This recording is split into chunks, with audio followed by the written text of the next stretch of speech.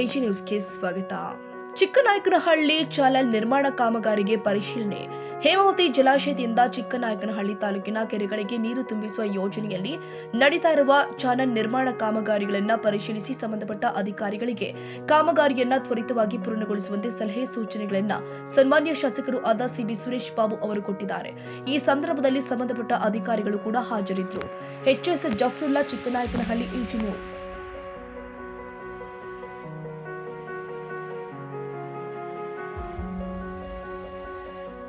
ಕನ್ನಡಿಗರ ಮೆಚ್ಚಿನ ನಿಮ್ಮ ಎಜೆ 24/7 ನ್ಯೂಸ್ ಕನ್ನಡ ವಾಹಿನಿ ಇದೀಗ ಟಿವಿಯಲ್ಲಿ ಲಭ್ಯ. ವೇಳೆ ನೋಟಿಸ್ ಕೊಟ್ಟಿದ್ರೆ ವಾಪಸ್ ತಗೋತೀವಿ. ಇವತ್ತು ವಕ್ಫ್ ಪ್ರಾಪರ್ಟಿ ಅಂತೇಳಿ ಬರ್ತದೆ ಅಂತ ಹೇಳಿದ್ರೆ ರೈತರು ಬೀದಿಗೆ ಬಂದ್ರೆ ಏನ್ ಮಾಡ್ಬೇಕಾಗತ್ತೆ? ಯಾರು ವೋಟ್ ಹಾಕಿಲ್ಲ ಅಂದ್ರೆ ಗ್ಯಾರಂಟಿನೆಲ್ಲ ಸ್ಟಾಪ್ ಮಾಡ್ಬಿಡ್ತೀವಿ.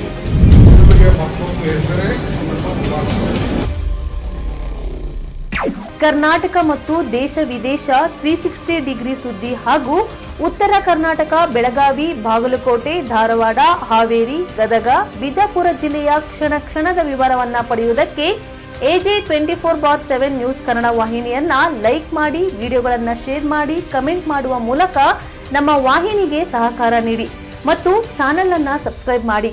ಧನ್ಯವಾದಗಳು.